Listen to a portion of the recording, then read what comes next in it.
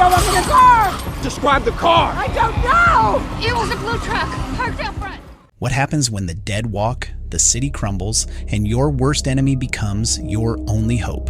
Welcome back, survivors. In the ruins of Manhattan, The Walking Dead, Dead City throws us headfirst into a brutal new chapter of the apocalypse, where old grudges burn hotter than ever, and survival comes at a steep price. Maggie and Negan, two names soaked in blood, pain, and one of the most complicated relationships in the entire Walking Dead universe. Now they're forced to team up in the heart of walker-infested New York to save Maggie's son from a sadistic warlord with ties to Negan's dark past. This isn't just another Walker story. This is a psychological war, a redemption arc twisted by betrayal, and a mission that may cost them more than they ever imagined. This is your Nerdy Show, and I'm your host, Spoiler Master. If you thought you knew where this story was going, think again. Here's everything that went down in Season 1 of Dead City, explained, broken down, and reloaded for the real fans who've survived since day one. Let's get into it.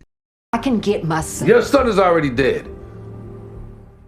Episode 1. Old Acquaintances Season 1 kicks off with Maggie on a desperate mission. Her son, Hershel, has been kidnapped by a brutal warlord known as the Croat. Once a savior under Negan's leadership, the Croat now runs Manhattan with an iron fist. Maggie has no choice but to seek help from the last person she ever wanted to see, Negan. Negan, now a fugitive wanted for the murder of 5 men, is traveling with a mute girl named Ginny. In exchange for Maggie offering Ginny a safe home at the Bricks, the rebuilt hilltop, Negan agrees to help rescue Hershel. Along the way, they take hostage a young New Babylon marshal named Jano. Manhattan itself is transformed into a terrifying urban nightmare, with walkers raining down from high-rises and danger lurking in every shadow. Pearlie Armstrong, the marshal tracking Negan, catches up with the group in a dry cleaners, but accidentally kills Jano during a chaotic chase. Meanwhile, the Croat tortures and interrogates prisoners in Madison Square Garden, making it clear that he's a villain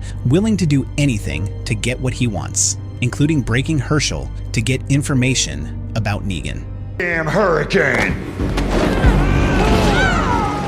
Episode 2, Who's There? Maggie and Negan are rescued from a walker herd by Esther, an elderly woman who introduces them to her tribe of survivors. These people are being hunted by the Croats' enforcers, the Barazi, a new group with eerie similarities to the old saviors. Negan reveals that the Croat was once his interrogator who crossed the line even by savior standards, prompting Negan to try to kill him, a failed attempt that left the Croat with only one ear. The Barazi attacked the tribe, resulting in multiple deaths, including Esther's. In retaliation, Negan executes a Barazi soldier in a horrifyingly public and brutal manner. Maggie watches, disturbed, as Negan's darker instincts resurface. Back at the Bricks, Ginny struggles to adjust and eventually steals a motorcycle, riding off in search of Negan. Pearlie visits his brother Joel's abandoned apartment, only to find that Joel has committed suicide. Outside, Pearlie falls into a trap and is captured by the Croat. Those things were. Either way, we fight back and we end up with holes in. Episode 3. People Are a Resource. Flashbacks show the bond between Negan and Ginny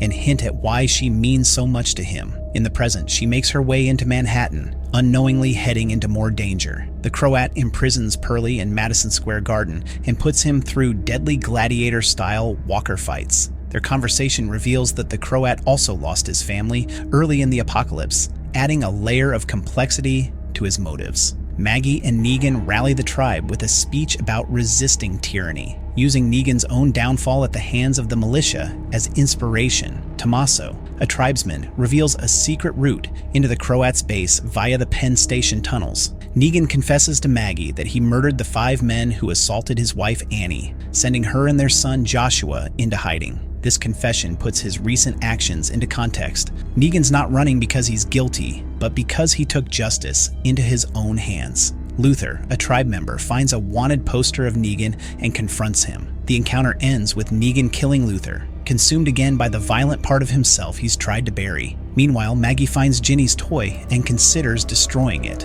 a symbolic act of cutting ties, but hesitates. Ginny watches, heartbroken, from a distance.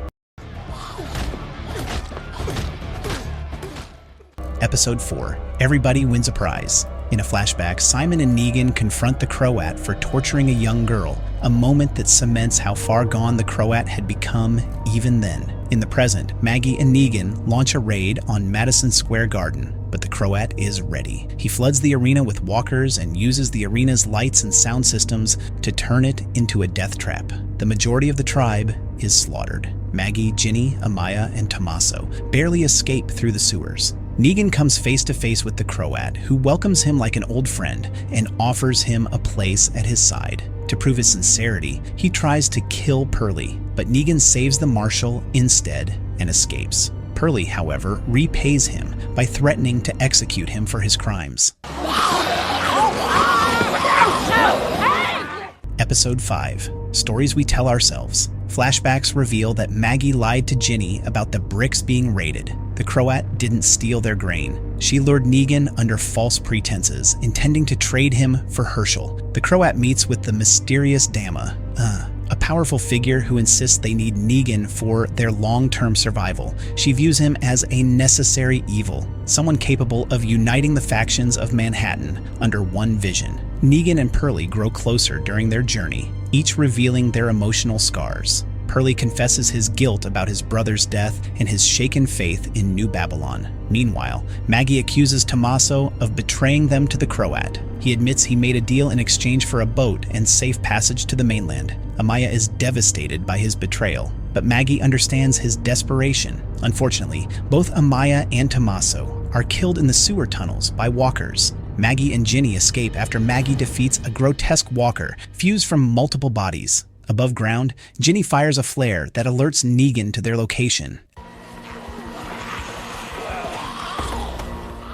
Episode 6. Doasmo, Negan, and Ginny reunite. He finally tells her the truth, that he killed her father. It was an act meant to protect her and push her towards safety, but it leaves Ginny hurt and silent once more. Pearlie takes Ginny back to the bricks, where he lies to his superiors, claiming that Negan is dead. The New Babylon leader expresses interest in the Barazzi's methane production, hinting at future political conflict over energy resources. Maggie and Negan track the Croat to the Staten Island ferry terminal. There, Negan realizes Maggie set a trap for him. He turns the tables, confronting her with the painful truth. She's still so consumed by hatred that she's willing to risk her son's future to get revenge. In a heartbreaking twist, Negan allows himself to be traded to the Croat so Maggie can get Hershel back. Hershel, however, isn't grateful. He accuses Maggie of caring more about her vendetta than his well-being, an accusation that cuts deep. Back at the bricks, Maggie reflects on what she's become and vows to finally put her feud with Negan behind her, for Hershel's sake. But when she finds his disturbing drawings of the Dama, she realizes the threat isn't over. Negan, now in the Croat's custody, meets the Dama, revealed to be the true mastermind. She wants Negan to lead Manhattan's fractured communities and defend their resources against outside threats. As leverage, she reveals she's already harmed Hershel, cutting off one of his toes, and threatens to finish what she started unless Negan complies. Negan is left with an impossible choice: help the Dama consolidate power or risk Hershel's life again. Our nerdy thoughts? The Walking Dead, Dead City delivers a powerful, tightly written first season that dives deep into the complicated relationship between Maggie and Negan. Both characters are defined by loss, vengeance, and trauma, but also a shared need for redemption and survival in a world that punishes both mercy and cruelty. Manhattan serves as more than just a backdrop.